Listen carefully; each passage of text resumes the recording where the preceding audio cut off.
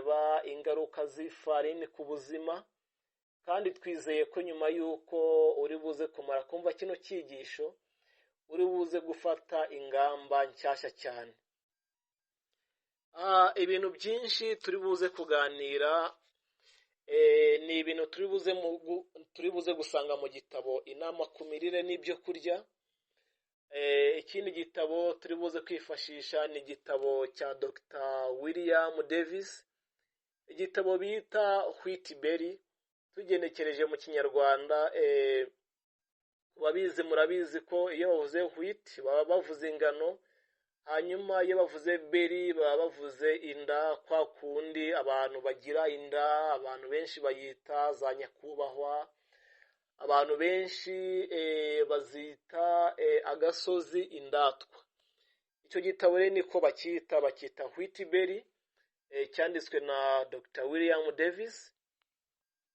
Nacyo turi buze kucyifashisha cyane.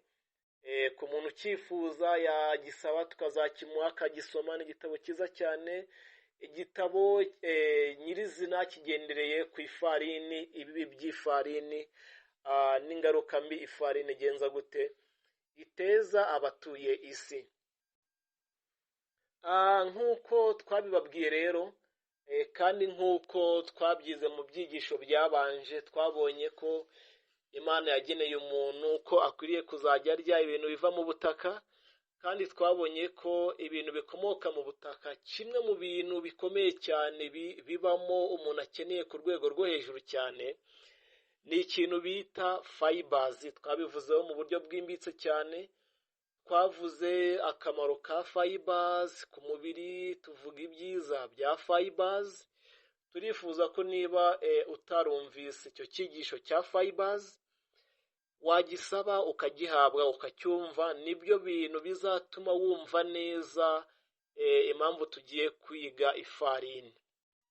Ku bantu benshi babizi, abantu benshi bazi ko ifarini, ubundi iyo tuvuze ifarini muri make tuba tuvuze ifu ivuye mu ngano, ariko ifu ivuye mu ngano iri mu moko abiri. Hari ifu y'ingano, yego yitwa nayo, zose zitwa amafarini, ariko ifu imwe yitwa ifu yuzuye, indi ikitwa ifu ituzuye. Impamvu imwe bayita ifarini yuzuye ni uko iba yakozwe mu buryo nta kintu kiri bukurwe muri za ngano. Ikiba cyabayeho ni kimwe cyonyine, ni uko iba yahinduwe ifu, ariko ibintu byose biri muri ya ngano, yaba fibers, yaba ikintu cyose kiri muri za ngano kiba n'ubundi kiri muri ya fu, bityo ikitwa ifarini yuzuye. Mu gihe iyo izi ngano bazinyujije mu ruganda, iyi fu twarimo tuvuga y'ifarini yuzuye ishobora kuboneka mu buryo butandukanye. Kera bakoreshaga ikintu bita urusyo, bakabona iyo fu ikaboneka, bagakoramo umutsima w'ingano, bagakoramo igikoma cy'ingano. Ariko hari n'ubundi buryo bafata ingano bakazijyana mu ruganda bakazisya, ariko mbere y'uko bazisya cyangwa se muri iyo process yo kuzisya, bakuramo ikintu bita fibers, bakayikuramo, hanyuma hagasohoka ifarini y'ingano yatakaje fibers. Icyo gihe iyo fu tuyita ifarini ituzuye, ari nayo kenshi bakoramo imigati, bagakoramo za capati, amakeke, amabiscuit, amabiswi, ku buryo usanga hafi y'ibintu byose byuzuye mu supermarket atandukanye uba usanga birimo ifarini ituzuye. Iyi farini ituzuye rero, ingaruka zayo zishingiye mu kuba yaratakaje izi fibers. Kino cyigisho rero uyu munsi tugiye kureba ni izihe ngaruka umuntu ashobora guhura nazo mu gihe yimenyereje gukoresha ifarini, mu gihe yimenyereje gukoresha ibintu bikomoka mu ifarini ituzuye. Muvandimwe udukurikiye, turakwinginze turagusabye kugira ngo uze kubana natwe kugeza kino cyigisho gisoje, kubera ko uri buze kungukiramo ibintu byinshi cyane biri buze kugufasha, kandi nyuma y'uko umaze kumva kino cyigisho twizeye ko uri buze gufata imyanzuro myiza. Muvandimwe udukurikiye, ndifuza ko mbere yo kutujya mbere utekereza kuri kano kantu. Buri muntu wese ugiye kumva kino cyigisho, uze kwiherera ufate alubumu irimo amafoto ya ba nyogokuru bawe, ba sogokuru bawe cyangwa se urebe amafoto y'abantu ba kera cyane b'iwanyu. Hari ikintu gitangaje cyane uzabonamo. Kimwe cyo, ntabwo uzigera ubona umugabo ufite inda muri ayo mafoto, muri abo bantu ba kera ntabwo uzigera ubibona. Kandi ntabwo uzigera ubonamo umudamu ufite wazanye inda, wazanye ibikanu, wabyimbye, ntabwo uzigera umubonamo. Ntabwo uri buze kubonamo ba badamu bafite akaboko kangana nk'ukuguru, akaboko kanini cyane, ntabwo uri buze kubibona. Oya, ntabwo ubibona. Nta nubwo uri buze kubonamo umugabo wazanye inda, wazanye ibikanu byabyimbye, ntabwo uri buze kumubona. Oya. Ushobora kwibaza uti kubera iki? Kimwe mu bintu byatumaga abantu ba kera bamera gutyo, bimereye gutyo, ni uko ubuzima bwabo bwa buri munsi ntabwo bakoreshaga ifarini ituzuye. Oya, nibwo buzima bari babayeho. Ariko uyu munsi biratangaje cyane ko akenshi iyo umuntu yakize, iyo umuntu yatangiye gukirigita agafaranga, iyo umuntu yatangiye kwitwa mwenyemari, abantu benshi bahita bayoboka inzira y'ifarini, umugati wa buri munsi, ibyayi bya buri munsi. Abenshi utubati twabo usanga twuzuyemo amafanta, amadrinks atandukanye. Ugasanga abana babo basigaye buri munsi imigati, ibyayi, energy drinks, amadrinks atandukanye, amafanta, ibiki. Ugasanga abantu bazanye inda, ugasanga abantu bazanye umubyibuho urengeje urugero, ugasanga umwana w'imyaka 15, imyaka 2, imyaka 15, ugasanga uyu mwana yarabyimbye. Ugasanga umwana afite ibiro 70, ibiro 60, kandi afite imyaka 10, kubera ko yamenyerejwe kunywa ibintu bitarimo fibers. Rero muvandimwe udukurikiye, ukwiriye gutekereza kabiri cyane, kubera ko urimo wikururira akaga utazabasha guhangana nako mu gihe ukomeje kubaho iyi mibereho yo gukoresha ibintu byakuwemo fibers. Ubwo rero mu gihe tuvuga ifarini mu buryo bw'umwihariko, uze kumvamo ko na bya bintu byose binyura mu nganda, ayo maji, amafanta n'ibindi nkabyo byose nabyo birebwa n'iki kintu tugiye kwiga, kubera ko nabyo bikurwamo fibers. Iyo bafashe ji, ukabona iyi ni ji ya apple, iyi ni ji ya pineapple, ntabwo mu by'ukuri iba ari pineapple. Oya, ahubwo ni ibintu byinshi bakora, ariko mu by'ukuri fibers ziba zaratakaye. Muvandimwe rero udukurikiye, mu gihe twiga ibintu bita ifarini, hari amagambo twifuza gusoma muri cya gitabo inama ku mirire n'ibyo kurya. Tugiye gusoma amagambo aboneka kuri peji 329, ku kagingo ka 504 hari umutwe w'amagambo uvuga ngo umugati w'ingano wuzuye uruta kure umugati w'umweru. Iyo bavuze umugati w'umweru hano, barimo bavuga ingano zakuwemo fibers. Iyo bafashe ingano bakazikuramo fibers, ifu ivuyemo iba ari umweru.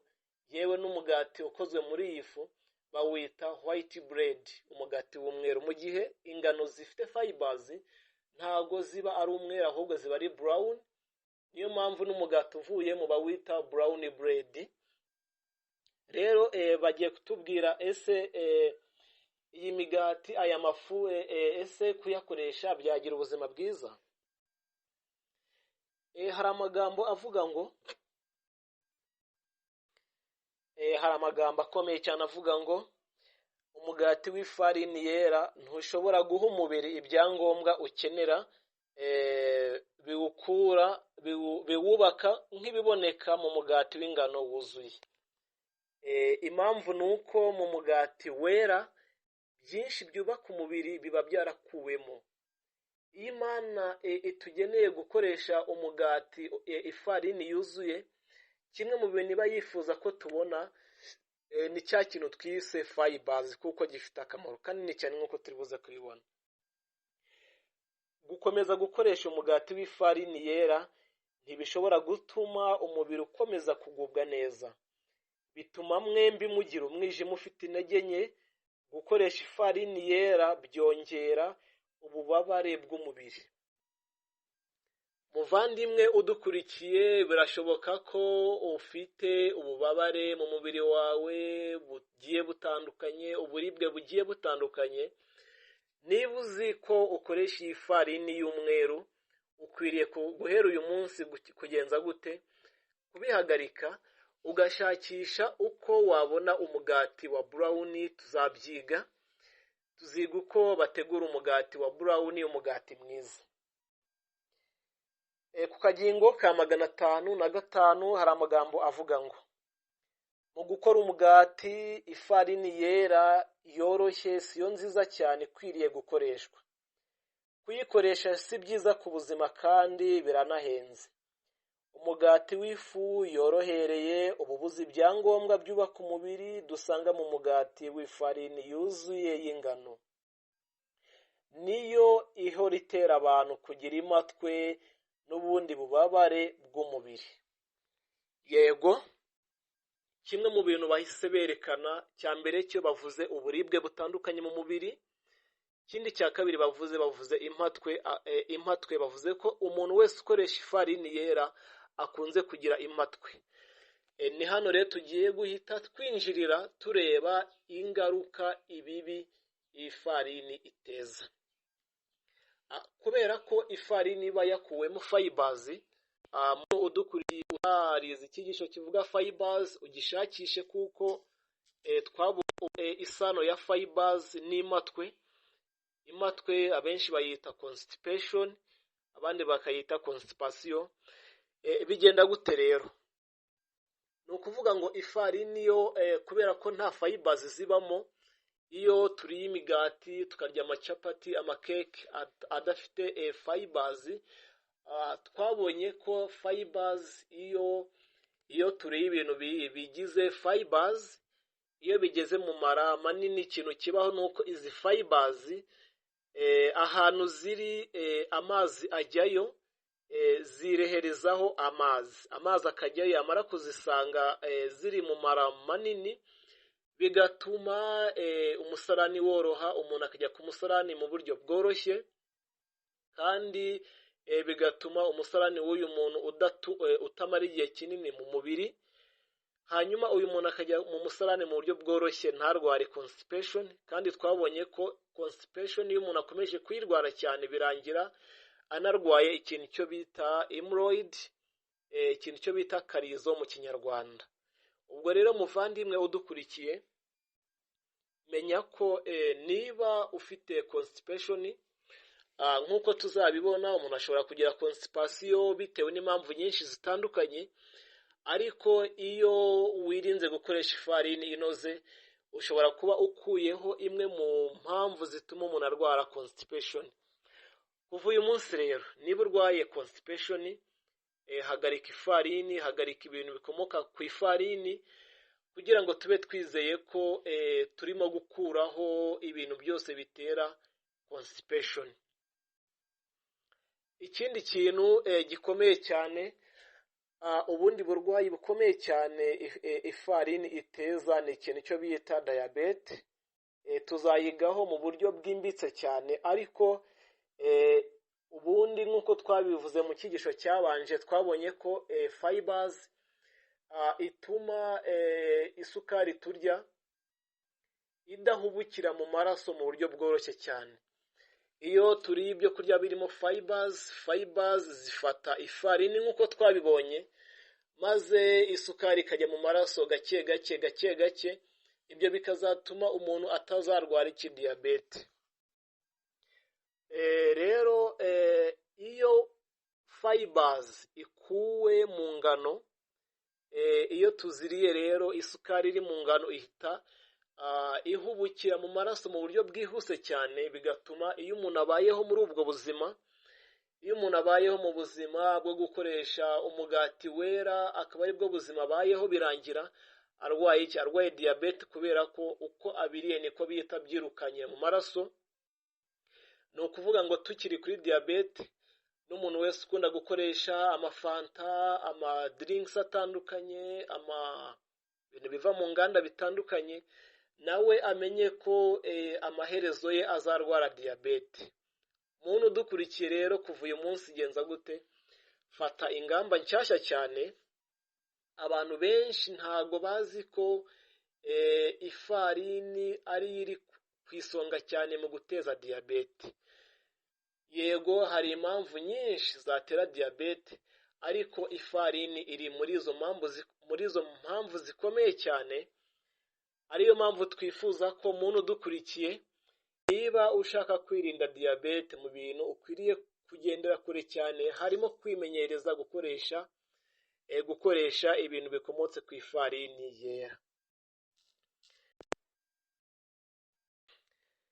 Yego, muntu udukurikiye rero, birashoboka ko ari ubwa mbere ubyumvise, birashoboka ko ari ubwa mbere umenye ko ifarini ari mbi. Abantu benshi barayikunda cyane, ariko iyo usenze ugasaba Imana kugufasha, ifarini urayireka. None se muvandimwe udukurikiye, wimenyereje gukoresha ibintu bikomoka ku ifarini, ese uzakomeza iyo nzira watangiye, cyangwa ugiye gufata ingamba nshyashya? Mu gitabo cya Yeremiya igice cya 6 umurongo wa 16 hari amagambo avuga ngo, Uwiteka avuga atya ati, nimuhagarare mu nzira murebe kandi mubaririze inzira za kera, aho inzira nziza iri aba ariyo munyuramo, niho muzabona uburuhukiro mu mitima yanyu. Ariko barahakana bati, ntituzayinyuramo, kandi nabashyize n'abarinzi nimutega amatwi ijwi ry'impanda, ariko barahakana bati, ntituzayatega. None muvandimwe udukurikiye, nawe ese waba ugiye kuba nk'abantu bantu Imana yahaye umuburo mwiza bakayibwira ko batazabyemera? Ntabwo twifuza ko waba nk'aba bantu. Yego, turimo tuvuga ibibi by'ifarini. Muvandimwe udukurikiye, twarimo tuvuze ko ifarini kimwe mu bintu itera harimo diyabete. Tukiri kuri diyabete rero, turahita tuvuga ko ifarini yangiza abasirikare b'umubiri, byo bita body immune system y'umubiri irangirika mu buryo butangaje cyane. Imana yaturemyemo, Imana yaturemanye ikintu bita ubudahangarwa bw'umubiri, ubudahangarwa buturinda, ariko ifarini yangiza ubudahangarwa bw'umubiri. Ariyo mpamvu abantu bose bakunda gukoresha ifarini, birangira imibiri yabo nta ntege igira, abasirikare babo baba baracitse intege, ku buryo hafi y'uburwayi bwose bubasha gufata umwana w'umuntu, uburwayi bwose bukwatatse, akenshi burangira bugushyize hasi, biturutse ku kuba warimenyereje ku gukoresha ifarini. Ikindi kintu ifarini iteza ni ikintu bita hormonal imbalance. Ni ukuvuga ngo imisemburo yo mu mubiri itakaza gahunda nziza yagenewe imisemburo, ugasanga umusemburo umwe warazamutse uba mwinshi cyane ku rugero rurenze, cyangwa se ugasanga undi wabaye mukeya kubera ko umuntu yakoresheje ifarini cyane. Umuntu udukurikiye rero ukwiriye gufata imyanzuro myiza, kubera ko iyo imisemburo itakaje balance, iyo iringanizwa ry'imisemburo rivuye kuri gahunda mu mubiri, indwara nyinshi zihita zaduka z'amoko menshi atandukanye. Ukwiriye kuva uyu munsi gufata imyanzuro myiza. Ikindi kintu gikomeye cyane tugiye gutindaho ni ikintu bita insulin. Insulin ni umusemburo woherezwa n'umubiri, umusemburo woherezwa n'urugingo bita pancreas. Umuntu uzi pancreas mu kinyarwanda icyo bisobanuye muri comment azabitubwire. Ariko kimwe mu bintu bizamuka cyane mu mubiri iyo umuntu akoresha ifarini cyane ni ikintu cyo bita pancreas, ikintu bita insulin. Uburyo izamukamo rero ni ubu ngubu. Uko umuntu akoresha ifarini cyane birangira mu maraso ye hagiyemo isukari nyinshi cyane. Ubwo rero kubera ko mu buryo butangaje cyane Imana yaturemyemo, umubiri w'umuntu ubasha kwirwanaho igihe kinini cyane. Tuzabibona neza, umubiri w'umuntu ubasha kwihagararaho mu buryo bugiye butandukanye. Umubiri ukirwanaho imyaka 10, 20, umubiri wirwanaho ntubimenye. Ni muri ubwo buryo rero iyo umuntu akoresha ifarini cyane birangira mu maraso ye huzuyemo isukari nyinshi cyane. Ubwo rero mu buryo bwo kwirwanaho umubiri wohereza insulin mu maraso cyane. Uko isukari ibamo nyinshi cyane bigakenera insulin nyinshi yo kwirukana ya sukari yabaye nyinshi mu mubiri. Iyi insulin rero, iyi insulin ifite imimaro myinshi mu mubiri. Ubundi turayikeneye mu busanzwe mu mubiri, ariko tuyikeneye mu rugero rwagenwe. Ntabwo iyo iyi insulin ibaye nyinshi mu mubiri biteza ikibazo, iyo ibaye nyinshi mu maraso biteza ikibazo. Ubundi Imana yaturemye mu buryo iyi insulin igera mu maraso mu gihe runaka hari akantu ije gukemura, ubundi igahita kuyirekura bigahita bihagarara. Ariko ku muntu ukunda gukoresha ifarini, kubera ko mu maraso ye hahora harimo isukari nyinshi, bisaba umubiri guhora wohereza insulin nyinshi mu maraso. Iyo iyi insulin igumye mu maraso rero, kubera ko iyi insulin bayita storage hormone, ni umusemburo ushinzwe kujya guhunika. Yego, reka tubivuge gutyo. Ni umwe mu misemburo ishinzwe guhunika ibintu bigiye bitandukanye mu mubiri. Ubwo rero iyo isukari ibaye nyinshi mu maraso, ahantu hambere iyi insulin ijya guhunika iyi sukari ni ahantu bita mu mwijima.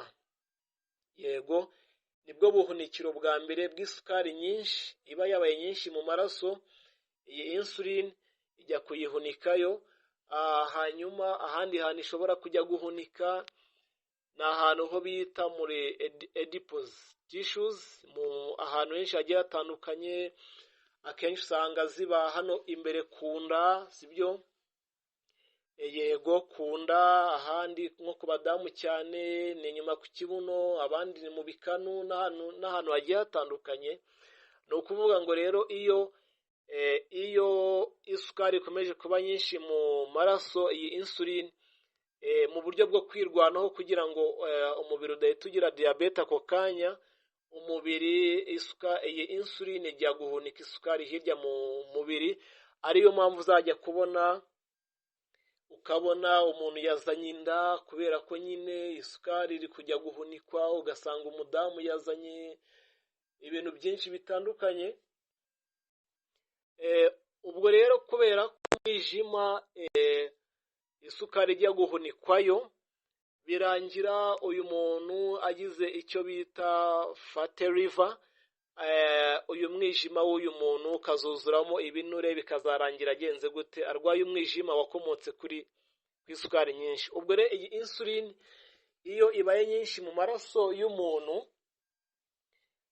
uretse kuba iteza icyo kibazo, hari ibindi bibazo byinshi igenza gute iteza. Kimwe mu bibazo bya mbere iteza ni uko, cya mbere cyo iyi insulin iyo ibaye nyinshi mu maraso y'umuntu ituma ikintu cyo bita cell division, ni uburyo amaserire y'umubiri agenda akura, ikindi gihe ikura ryayo rigahagarara, mbese kontorore ya cell division iratakara, bikaba byatuma umuntu arwara kanseri. Ni ukuvuga ngo umuntu ufite insulin nyinshi mu maraso ye afite ibyago byinshi byo kurwara kansa z'amoko atandukanye. Muntu udukurikiye rero, ukwiriye gufata imyanzuro myinshi cyane, ukwiriye guhagarika ifarini kuko urimo wishyira mu mubare w'abantu bashobora kuzarwara kanseri z'amoko atandukanye. Ikindi kintu rero, iyi insulin iyo igumye mu maraso, iyo igumye mu mitsi itwara amaraso, kimwe mu bintu itera, ituma imitsi itwara amaraso itakaza ibintu byo bita elasticity. Mu busanzwe imitsi itwara amaraso ikozwe mu buryo bwa elastic, ku buryo iyo umutima wohereje amaraso, iyi mitsi irakweduka, amaraso agahita, amaraso yamara guhita ikongera igasubira uko yari imeze. Ibyo rero bituma nyine ibintu bigenda neza. Ariko iyo insulin ibaye nyinshi mu maraso y'umuntu, bituma iyi elasticity itakara, imitsi igakanyarara, ku buryo iyo amaraso anyuzemo imitsi itakaza ugukweduka. Ibi ngibi ikintu bibyara cya mbere cyo, birangira umuntu arwaye umuvuduko mwinshi w'amaraso, kubera ko umutima utera cyane kugira ngo unyuze hantu hakanyaraye amaraso. Ikindi ni uko amaherezo birangira umutima w'uyu muntu utakaje ugukora, ibyo bita heart failure. Bizarangira umuntu agize ikibazo cy'umutima, agira ikibazo cy'umuvuduko mwinshi ukabije, biturutse ku kuba insulin yarabaye nyinshi mu maraso ye, imitsi ye itwara amaraso igatakaza elasticity, bikazabyara ibyo bibazo bikomeye cyane. Ikindi tukiri ku mitsi, iyi insulin nyinshi mu maraso, ikindi kintu yangiriza, iragenda ikangiriza inkuta walls z'imitsi, hanyuma inkuta z'iyi mitsi zikagenda zisa nkaho zangiritse, izi nkuta zikangirika, zikarema utuntu tujya kumera nk'utwobo, sibyo? Ubwo rero iyo ibinure bigeze aho hantu hangiritse, bishobora guhita bihagamamo, bigafatamo, bikazakora ibintu bimeze nka byakore mu mitsi itwara mu mitsi itwara amaraso. Iyo bimaze igihe kinini rero, biragenda bikagabanya umwenge amaraso yanyuragamo. Ibi ngibi rero bishobora nabyo kuzazamura umuvuduko mwinshi w'amaraso. Ikindi bishobora kuzatuma habaho ikintu cyo bita stroke, umuntu akazaturika imitsi y'ahantu henshi hagiye hatandukanye, biturutse ku kuba insulin yarangije inkuta z'imitsi itwara amaraso. Ikindi insulin iteza iyo yabaye nyinshi cyane, insulin iragenda ikangiriza imitsi yumva yo mu maraso, yo mu mitsi itwara amaraso, iragenda ikangirika. Ibyo ngibyo bikaba byatuma amaraso agenda ari makeya mu mitsi itwara amaraso, bikaba byaviramo umuntu kurwara umuvuduko w'amaraso uri hasi kandi urica cyane. Ikindi bikaba byatuma umubiri utakira intungamubiri zihagije, kubera ko mu mitsi, kubera ko amaraso agenda gake cyane, agenda ku muvuduko uri hasi cyane, umuntu akaba yagira ibyo bibazo bitandukanye, kubera ko imitsi y'imitsi itwara amaraso yatakaje ubushobozi bwo kumva, bigatuma itembera ry'amaraso riba rikeya cyane. Ikindi kintu rero gishobora gukomoka ku kuba insuline yarabaye nyinshi mu maraso ni ikintu bita umubyibuho ukabije. Iyo umuntu afite insuline nyinshi mu maraso, kubera ko twigeze kuvuga ko iyi insuline ari umusemburo ushinzwe kujya guhunika, uko isukari nyinshi ijya guhunikwa niko ihindurwamo ibinure, bikazarangira umuntu agize umubyibuho ukabije cyane.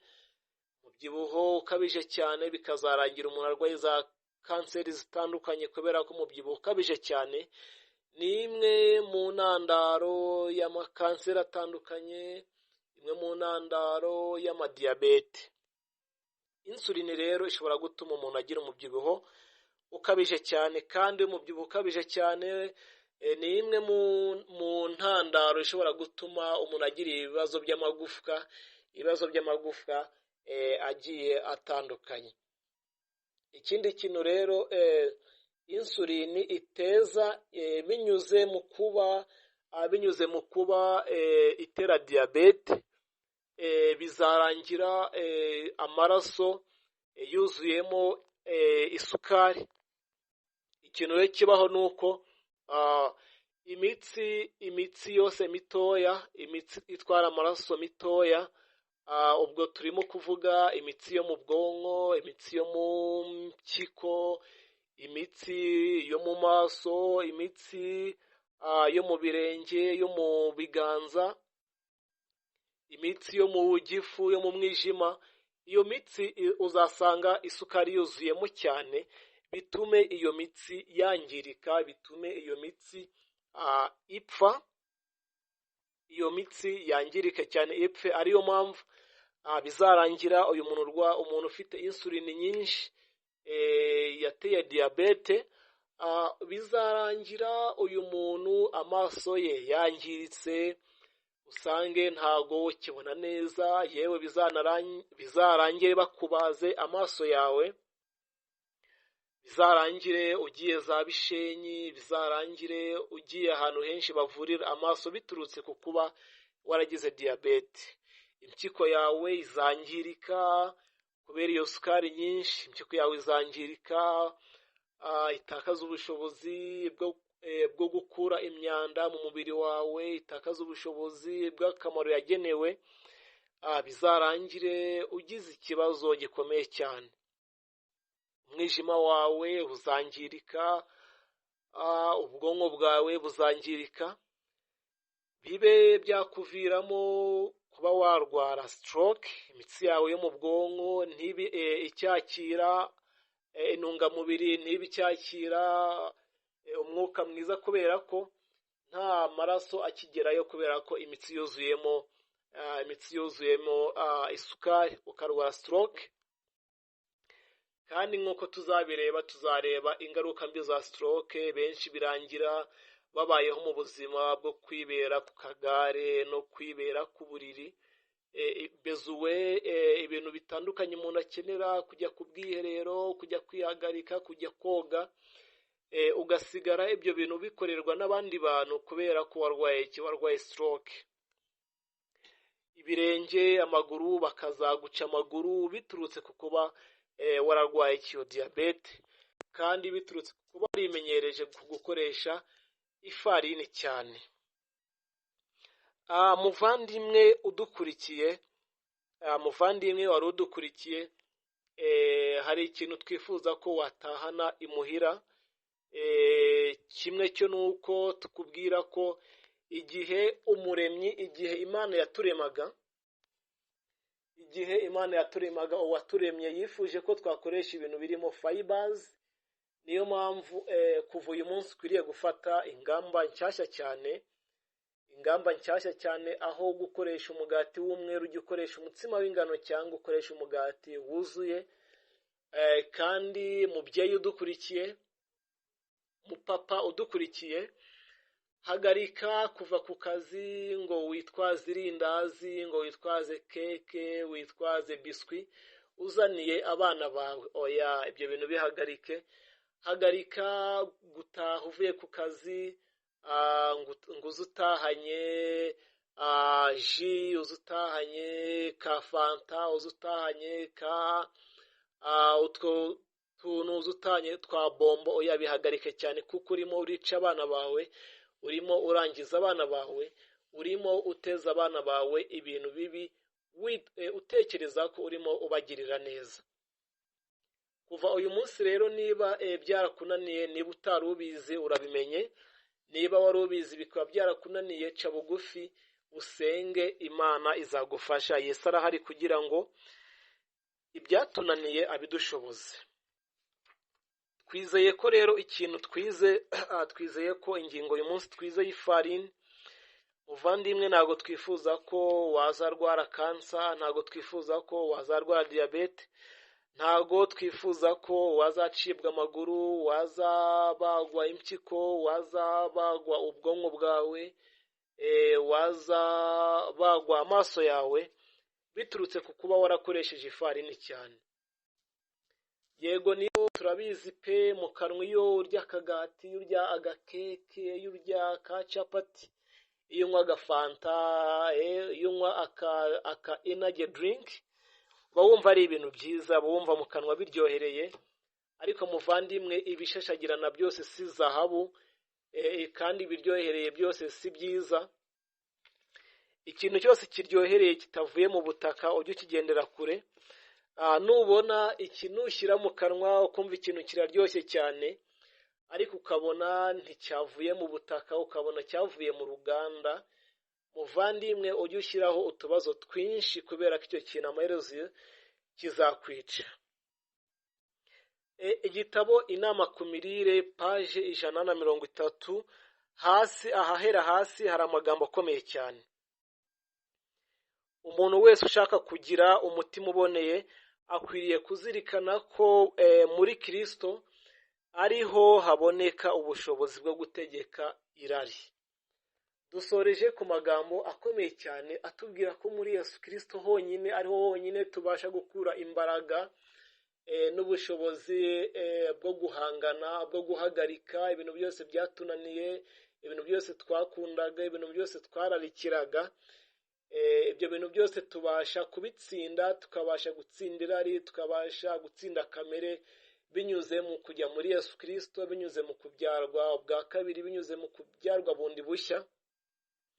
Aho hantu honyine niho tuguhamagarira kujya muri Yesu Kristo, kugira ngo tube twizeye ko ibintu byose byatunaniye tuzabasha kuzagenda gute, tuzabasha kubitsinda. Ni hano dusoreje kino cyigisho cy'uyu munsi. Niba wagikunze, ukumva ukozwe ku mutima, ukumva wumvise ibintu bishyashya, shima Imana cyane, we kudushima, kuko ibyo twe dukoze tubaye umuyoboro, ntabwo ari ibyacu tuvuze ibintu by'Imana. Shima Imana cyane, kandi ubisangize inshuti n'abavandimwe, abana bawe ubicaze ku mashyiga, ubabwire ibi bintu, ab'umuryango ubabwire ibi bintu ko bikomeye cyane, ko bizabangiza cyane. Hanyuma kandi turakurarikira kuzakomeza kubana natwe mu byigisho byiza twatangiye. Urarika inshuti n'abavandimwe, kandi ikibazo wagize wacyandika muri comment, tukagishakira igisubizo. Imana yatanze ubumenyi bwinshi butandukanye, kandi kugira ngo ibyigisho bizajye bikugeraho mu buryo bwiza, wakora subscribe. Kandi niba waracikanwe n'ibyigisho byabanzinje, ibyigisho byiza cyane, wasubira hasi ukabasha kugenza gute, ukazabasha kubikurikirana. Muvandimwe rero, tukwifurije gukomeza kugubwa neza, turifuza kugira ubuzima bwiza, nta kindi kituraje inshinga, nuko twifuza ko twese hamwe tugira ubuzima bwiza, kubera ko kurwara ni ikintu kibi cyane. Reka dusenge dushima Imana yabanye natwe rero, Imana nziza, umuremyi waturemye mu buryo butangaje cyane. Tugusabye imbaraga. Abantu benshi byaratunaniye kureka gukoresha ifarini, kureka gukoresha za fanta. ababyeyi bamwe, abapapa bamwe, iyo tuvuye mu kazi dushyira abana bacu za bombo, za biswi, imigati, amandazi, aho kubashyira umuneke, aho kubashyira ipapayi, aho kubashyira pome, aho kubashyira inanasi, twabashyiriye ibibangiza. Tuje imbere yawe twihana, tugirira imbabazi, ntabwo twari tubizi, ariko uduhe imbaraga zo gufata ingamba nshyashya, imbaraga zo kubaho ubuzima watwifurizagaho. Turagusaba izo mbaraga kandi tubisabye twizeye ko ubiduhaye mu izina rya Yesu. Amina, amina, amina. Reka tuzaturebane